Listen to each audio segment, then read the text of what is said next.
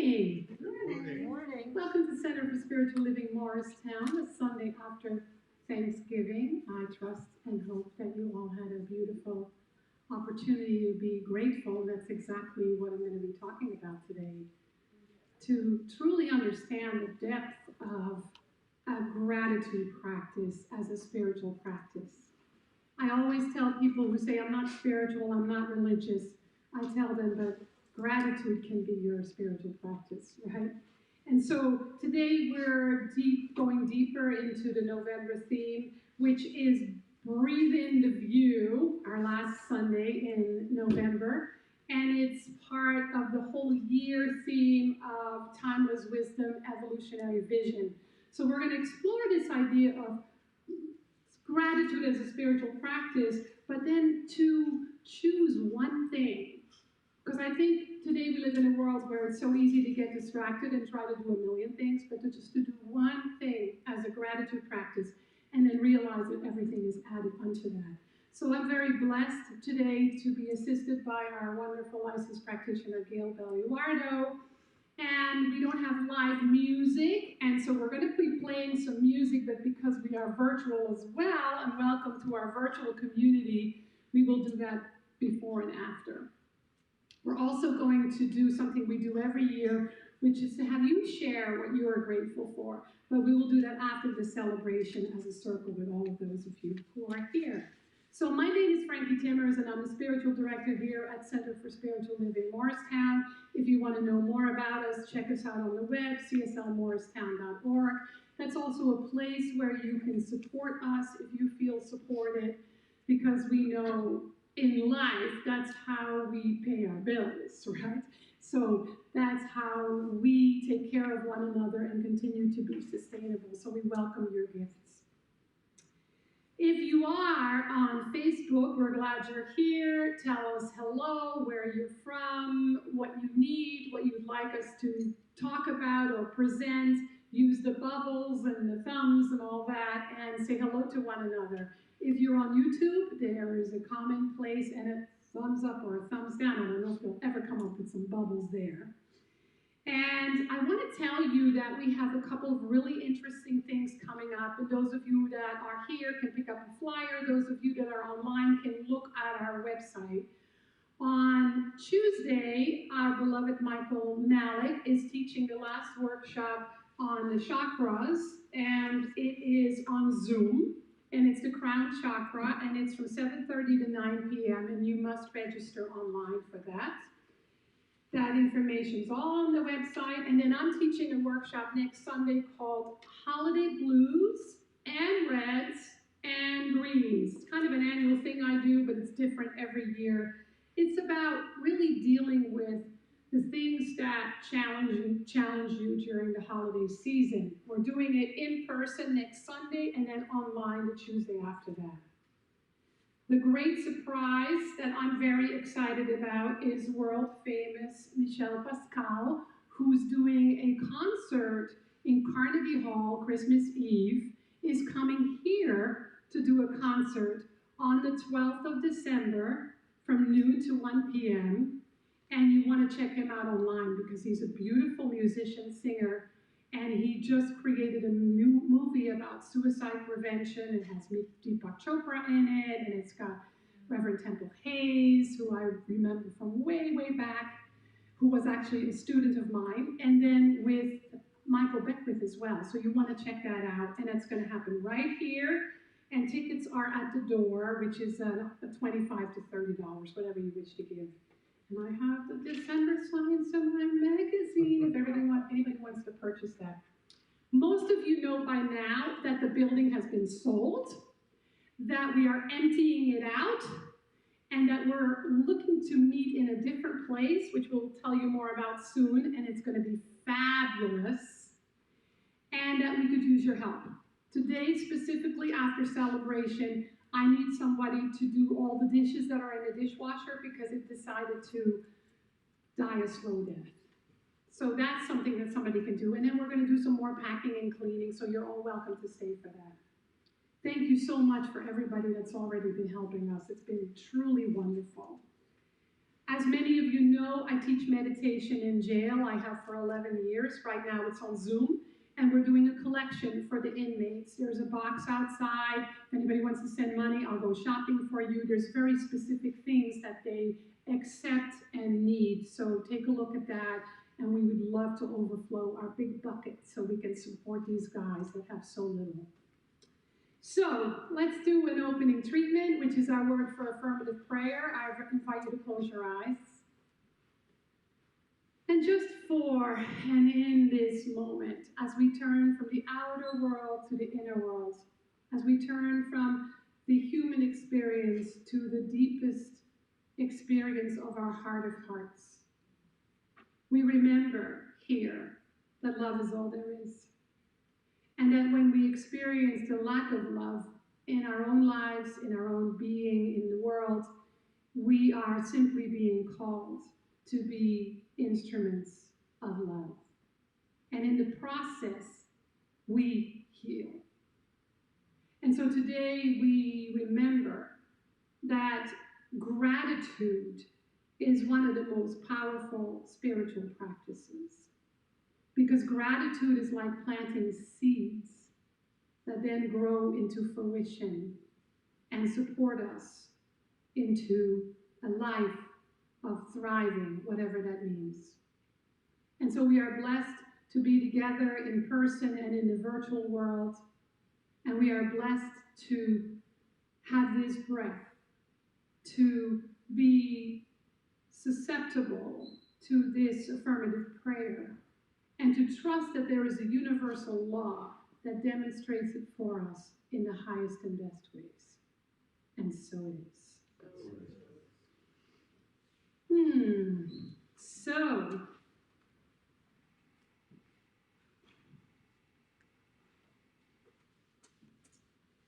the topic today is grateful for no thing. Grateful for nothing? Have you ever just felt grateful? Yeah? Anybody here never, ever felt just grateful? We all have felt that, right? We all have felt just grateful. It happens when we withdraw our attention from what's going on in the world, that swirl of world, and we just turn within. It's that rich moment where nothing is being done, nothing is being given, nothing is being received. It's just that feeling of so grateful. And I know, if you're anything like me, that you can have those moments on the worst day of your life. That you can have those moments in the worst experience you can imagine. I know for me, in my experience recently of going through cancer treatments and chemo, I had many of those moments, and I wasn't feeling well. It was hard. But there are moments where I just closed my eyes and just felt utterly, deliciously, completely, totally grateful. I knew, too, that that needed to be a spiritual practice during a difficult time. Maybe you felt that way when you were grieving, where you had a moment of gratitude just because. It's a feeling that we can have physically, mentally, emotionally, spiritually. It's a feeling we can have when we are focused on our health, or focused on money, or wealth, or abundance, or focused on relationships, or focused on our vocation, whether it's going great or not. It's a feeling that already exists inside of us, because otherwise you couldn't feel it out of the blue. As Mary Morrissey says, where is the blue anyway? So it is a powerful thing that already lives inside of you. It's already who and what you are. It's not something you get because something is being done or given to you, or some special thing you are experiencing. It's something that already is. And so we get to use this practice to open to that which already is, a feeling which already is, and savor it. And feel it expand and grow. And feel it take roots. And realize that that feeling is most real. Capital R-E-A-L. It is the most real thing inside of you that has always existed, always will, and exists right now. And there is no because. I'm grateful because. It's just, I'm grateful. Because you're being cause. Be cause, right? And so it's making a decision to be in that place more often, in a more real way, especially when it seems that we don't have something to be grateful for. It is dwelling in the realm of the formless. It is dwelling in the realm of your essential nature. It is dwelling in the realm of spirit. It is dwelling in the realm of your heart of hearts, whatever you call that. That is not the realm of form, it's the realm of the formless. And then being aware that you and I are actually a conscious conduit, a conscious instrument of that which is most real, which is so friggin' worthy of being grateful that everything else falls away. But everything else is added unto us. Does that make sense?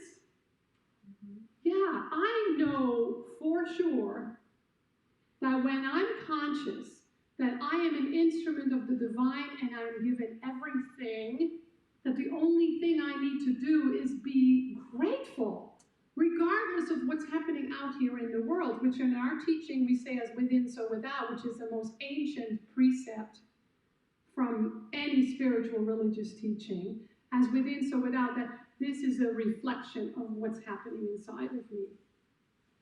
And so that's how a no thing becomes a something. The 14th century, 13th century Persian poet Rumi says, everything you see has its roots in the unseen world. Everything you see has its roots in the unseen world. The forms may change, yet the essence remains the same. Every wonderful sight will vanish, every sweet word will fade, but do not be disheartened. The source they come from is eternal and growing, branching out, giving new life and new joy. Why do you weep? The source is within you, and this whole world is springing up from it. 13th century wisdom. And we still forget, right? I do. That's because our human tendency, as Ernest Holmes says, is towards the negative.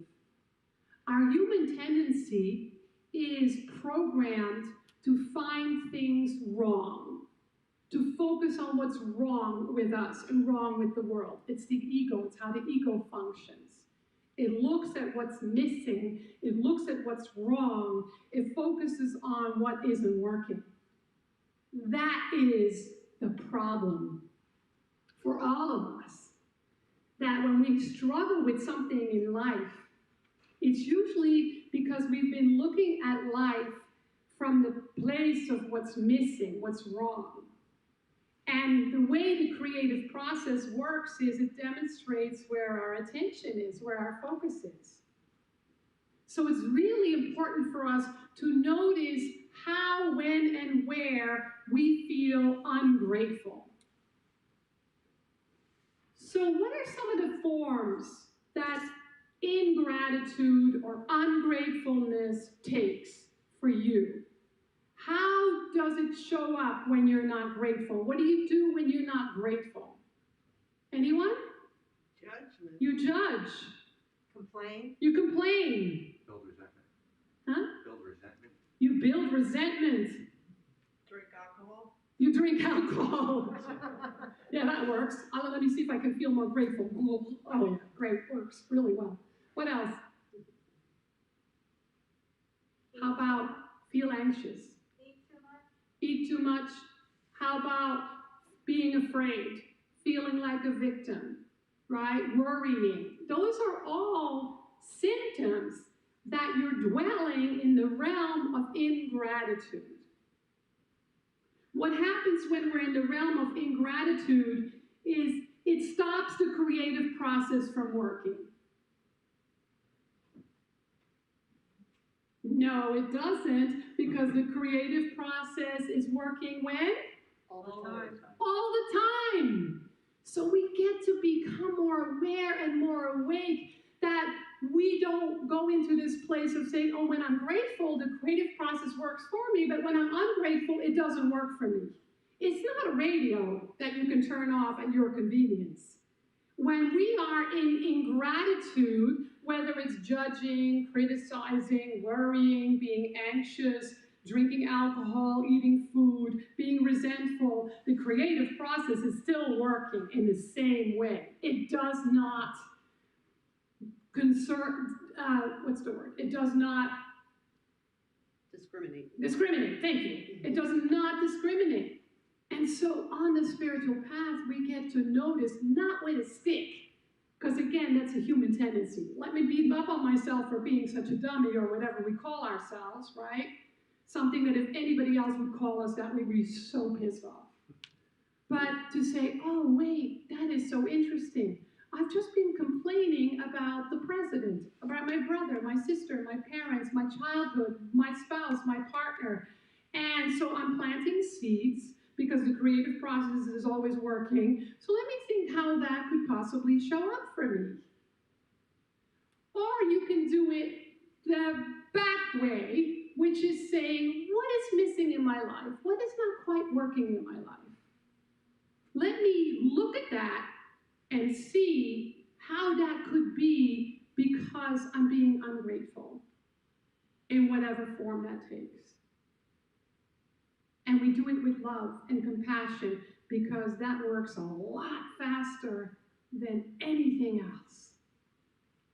We do it with gratitude because gratitude is like planting seeds in the ocean of love that the creative process then demonstrates for us. So we get to notice it and we get to use it. We really get to understand the creative process, not from a place of fear, because I have noticed over the years that people that are taking classes that are really digging into this teaching, which I think is the only way, and that's usually through classes, right, and self-study, is that they worry about how they use the teaching. Oh my God, I had a negative thought. Now what? Well, no. It's not just one single thought. It's patterns. So you look at the patterns in your life, the patterns where you have a common complaint. Might it be in relationships? Might it be around finance, money, other expressions of abundance? Might it be around your vocation? Might it be around your health, your physical body? And so we pay attention and notice where we see lack and not keep focusing on the lack, but to plant the seeds of abundance. And how do we do that? Well, pick one thing. So let's say that you are complaining about a relationship issue, whether it's a partner or a family member or a public figure or a relationship with yourself. Let's say that, so I'm going to give you an example that's just off the top of my head, that you're chronically complaining about your spouse. Or maybe you're chronically complaining about being alone and not having a partner. I think that's the most common complaint. in my world of having done spiritual counseling with people. I'm lonely, I want to meet my partner. Do you know that just saying I feel lonely and I want to meet a partner, that you're already in the energy of lack and limitation? My teacher used to say, if you're lonely and you're looking for a relationship, you'll meet a lonely person and then you can start a club. It will never feel good. It will never feel right. But if we come from a place of, I am so filled with love, I want to share it in an intimate way, and I'm ready, willing, and able. When I met my Norman, I was chronically complaining about relationship and decided I wanted to be single forever, which I was perfectly happy with. But my tagline on yahoo.com was, come and find me. And in my mind it was, I'm just going to be honey, and then the bees will come. Instead of, so lonely, can somebody please fill me up? Right? Which is that tendency, and it's okay. But it's important to notice that and notice how the creative process works through you when you are carrying a belief of lack and limitation, something missing, right? So we start from the place of what we would love, and we're grateful for it, whether it has demonstrated yet or not. I'm so grateful for this fabulous relationship that the universe is now creating for me. The interesting thing that Norman and I have always said to each other, because we met 16 years ago, was that the universe was taking a really long time to prepare each other for each other. And it's not always easy. But that's how we grow, right? So we make it very personal. We make the creative process around gratitude very personal. So I want you to think of one thing you can be really grateful for. Something in your life that you want to change, something that's missing, something that you really, really love to experience. And I want you to really think about it. Really think about one thing that you would really love to be grateful for. Because sometimes we're very flippant with gratitude. Just like love. I love you, I love pizza, I love, we use that word very easily, right? So it's kind of the same with gratitude. So it's something you'd really love to experience and would love to be grateful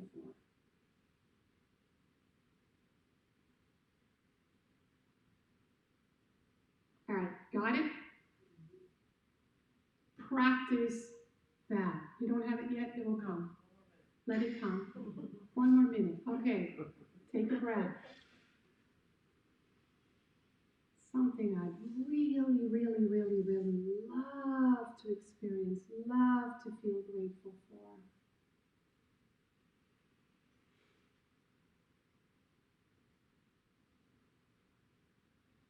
Those of you that already have one, check in if that's really it.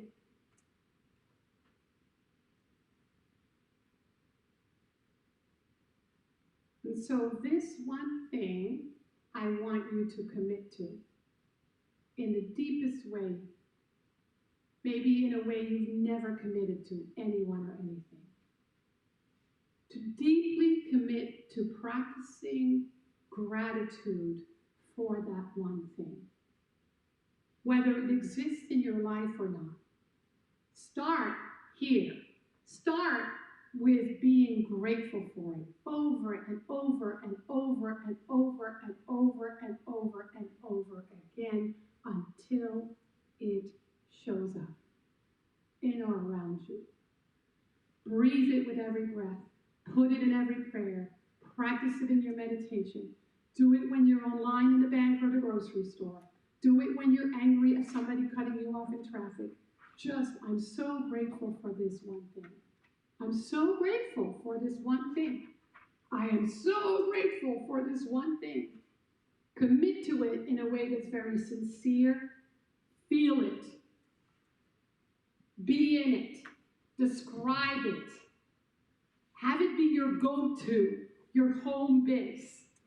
So, if you are alone or lonely and you want to be in a relationship, just practice. I am so grateful for this perfect right relationship for me. I am so grateful for the love I share with my beloved. I am so grateful for the peace in my heart, if you don't feel peace in your heart. I'm so grateful for my health, if you're sick. I'm so grateful for my abundance, if lack is your go-to. I'm so grateful for the perfect right vocation for me. Just repeat it over and over and over again like a mantra.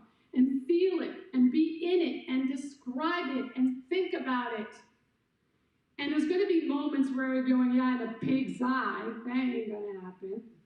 Which may be true, because doubt pops in, because as human beings, we want to see it before we believe it. But that's the flip side of this teaching. This teaching says you've got to believe it first. And so it becomes your home base. Last week I talked about practicing extreme gratitude. This is a way to practice extreme gratitude. The beauty is that when we practice gratitude for that which we want to demonstrate, everything is added onto us. Because life is not pretty compartments. Health here, abundance here, creativity here. It's all one thing. So when we practice gratitude for one thing, it spills over in all other areas of our lives. And we get to look for that. And then you realize that everything is added unto it just means that we already have everything. We already have it. So you might say, well, I don't have that perfect relationship. Yes, you do. You have that with yourself and you have that with spirit. You just don't believe it. Right? You have some ideas about it that are opposite from that. I don't have health. Yes, you do. Because perfect health is your birthright. It's your essence. It's who and what you really are. You just don't believe it. Or you might say, I want to experience more abundance and I only have lack. No, you don't. True abundance is your birthright. It's your essence. It's who and what you already are. You just don't believe it. You have some ideas about it that are opposite that, which are the seeds that you're planting in through the creative process in your consciousness, and they must grow. So it's knowing then that we're always planting seeds of abundance by means of practicing gratitude. When we are experiencing lack, we're practicing ingratitude, whether we're aware of it or not. We're afraid, we're complaining, we're judging, we're experiencing resentment. We say, well, the creative process might be working for some or here and there, but not for me, which is then the biggest lie we tell ourselves. And so that's the work we do, right? So you and I have so much to be grateful for. We have so much to be grateful for. But we're a bit blind. We're a bit numb. We're a bit focused on what isn't working. We're a bit focused on what's missing. So just be grateful. Catch the ingratitude and go deeper with that one thing. With that one thing that you are committing to today, to transforming completely in your life. And so, close your eyes just for a moment.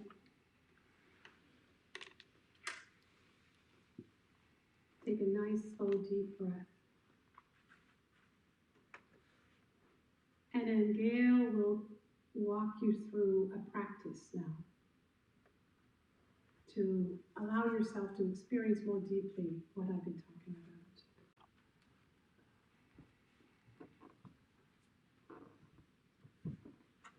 And so with your eyes closed, I just want to say that I am deeply grateful for Reverend Frankie, for everyone here, and to start with that feeling of gratitude. To start with that feeling of what we feel good about. Knowing that there is so much to be grateful for. And there are two things that I know about this life. The spiritual law of which Reverend Frankie's been talking about, and that each one of us is always at the growing edge of our own experience. So I invite you now to take this journey to a deeper experience of your glowing edge. And if you haven't closed your eyes yet, I invite you to do that now and to just take a breath. Come into your body, drop down from your brain into your torso, and take a deep breath.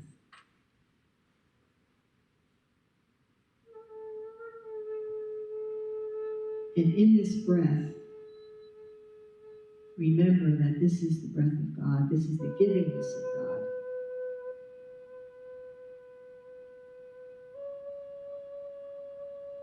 And breathing in, know that while there is so much to appreciate,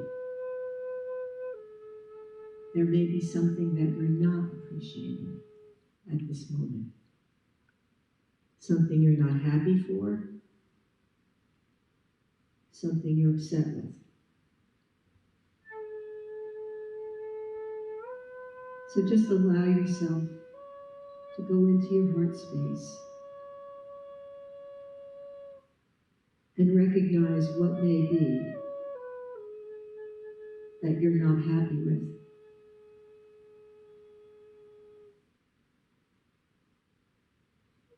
And if you cannot come up with something, tune into your body and notice any tension or discomfort.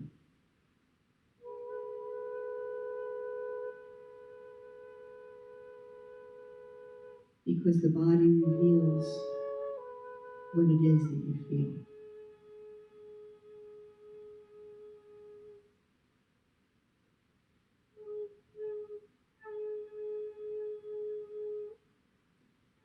So tune in now to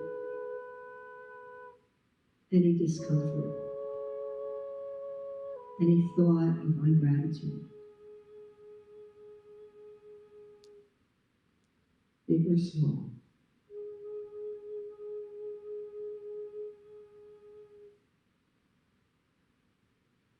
And notice how your body feels.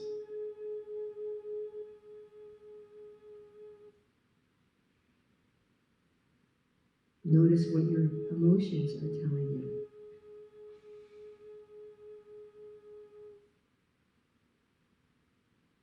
Are you sad? Are you angry? Frustrated? Worried?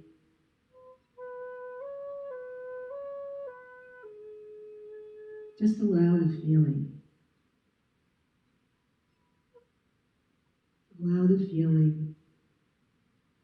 Let go of any resistance to what you might be feeling or thinking.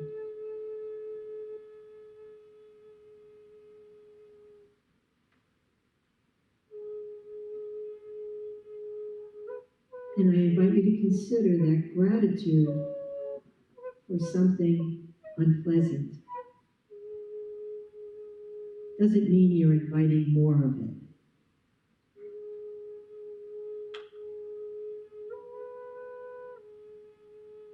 The first part of gratitude is acceptance. So you're simply accepting what it is.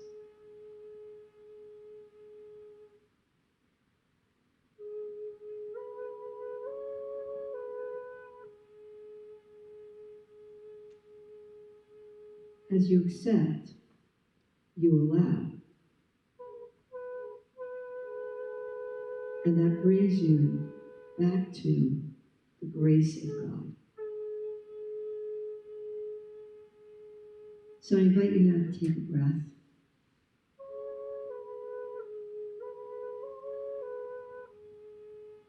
Bring the breath down into the belly. Feel what you feel.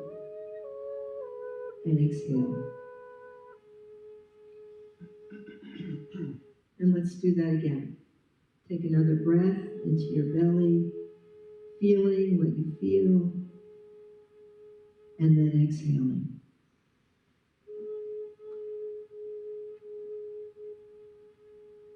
And now one more breath. deep into the belly, feeling what you feel. Notice how the feeling is dissolving as you exhale.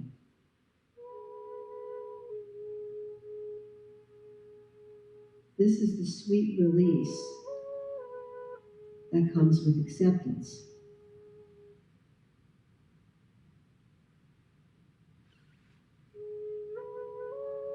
And I invite you to say to yourself, I accept this experience.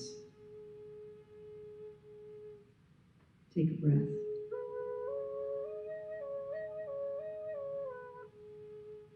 I accept this experience. Take another breath.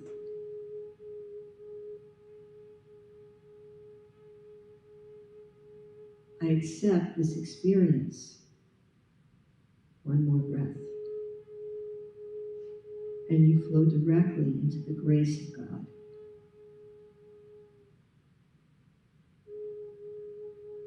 And I invite you to consider this experience is somehow serving my growth.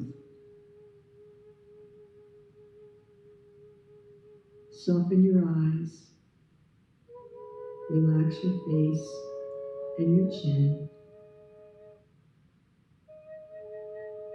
And I invite you now to say out loud, I am grateful for this learning.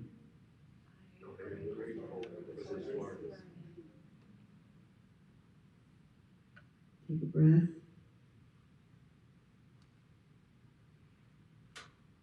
And now, to say out loud, I am grateful for the blessings that it brings. I am grateful for the blessings that it brings. And one more breath.